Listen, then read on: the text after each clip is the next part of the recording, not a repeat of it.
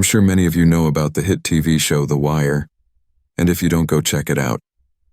Although the show has many memorable characters, we will be focusing on Proposition Joe, aka Prop Joe, the undisputed boss of Baltimore's East Side drug trade.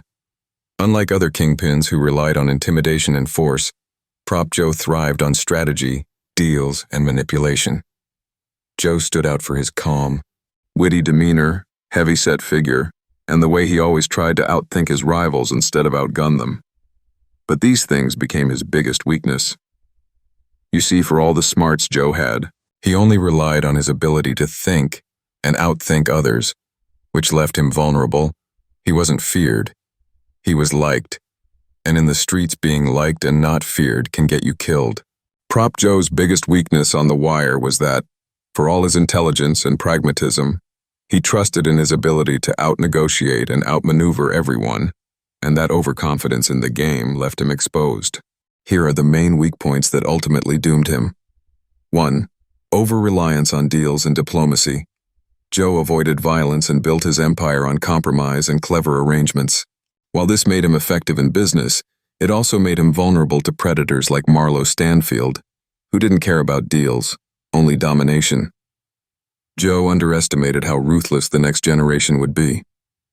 2. Family loyalty. Nephew Cheese.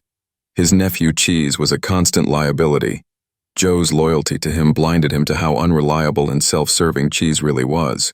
In the end, Cheese betrayed him to Marlo, trading Joe's life for his own advancement. 3. Short-sighted self-preservation.